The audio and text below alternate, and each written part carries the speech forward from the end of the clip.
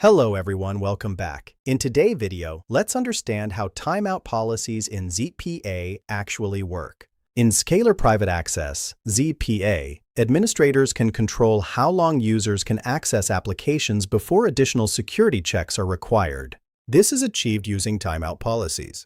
Timeout policies help organizations reduce risk from unattended devices, force periodic identity verification, automatically terminate inactive sessions, meet security and compliance requirements. In ZPA, there are two types of timeout policies: Authentication Timeout and Idle Timeout. These policies can be configured for specific users or user groups, for specific applications or domains, with different timeout values based on business requirements. Although both are called timeout policies, they work completely differently. Let's understand each one in detail. 1. Authentication Timeout. Authentication. Timeout controls how long a user's ZPA authentication remains valid before the user must authenticate again with the identity provider, IDP. Examples of IDPs: Microsoft Entra ID, Okta, Ping Identity, Google. When the authentication timeout expires, existing application sessions may continue temporarily. User is marked for reauthentication. User will be required to authenticate again before accessing ZPA applications. Common misunderstanding. Many administrators think if authentication timeout is configured for 10 minutes, users will automatically get a login prompt exactly after 10 minutes. This is not how ZPA works. The timeout expiration simply marks the authentication as expired. The user receives the reauthentication prompt only when they attempt to access a ZPA application after the timeout has expired. Authentication timeout example. Assume authentication timeout equals 10 minutes. User authenticates at 10 a.m. UTC. Many people expect prompt appears at 10:10 a.m. UTC, but the actual behavior depends on the SAML assertion received from the IDP. SAML assertion time values.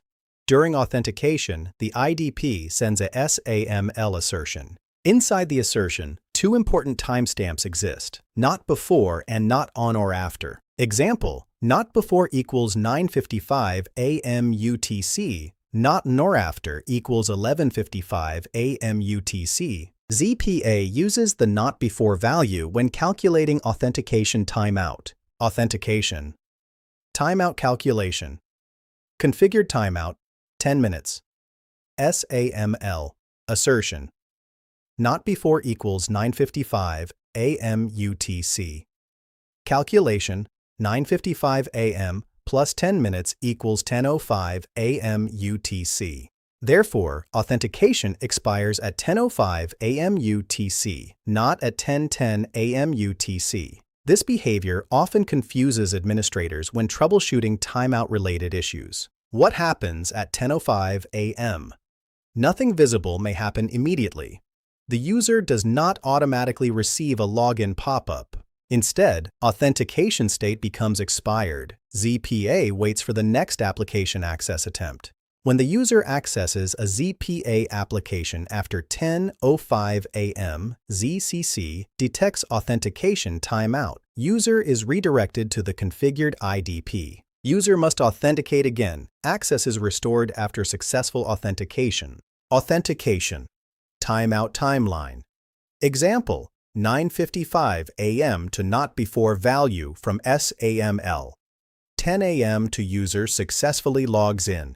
10:05 a.m. to authentication timeout expires.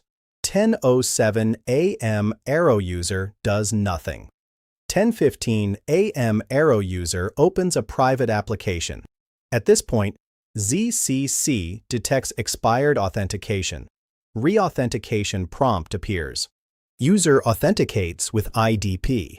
Access continues. This is why administrators sometimes think timeout policies are not working, when in reality, the user simply has not attempted application access after expiration. 2. Idle Timeout. Idle Timeout works completely differently. Authentication is not involved. Instead, Idle Timeout monitors application activity. The purpose is to disconnect inactive application sessions. What does idle mean? Idle means no traffic, no user interaction, no activity between client and application. If the application remains inactive for the configured period, ZPA terminates the application connection. Session is removed. User must reconnect to the application. Idle timeout example. Assume idle timeout equals 15 minutes. User accesses an internal application at 10 a.m. User works normally until 10:05 a.m. Then leaves the desk. No activity occurs. Timeline: 10:05 a.m. to last activity. 10:20 a.m. to 15 minutes of inactivity reached. Result: ZPA terminates the application session. Connection is removed. What happens?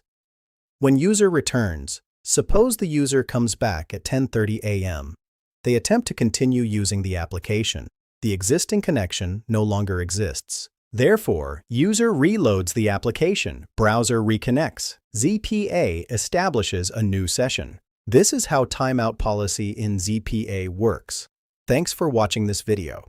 You can reach us through Instagram and Telegram for network interview guidance and mock interview scheduling. See you in the next video. Happy learning!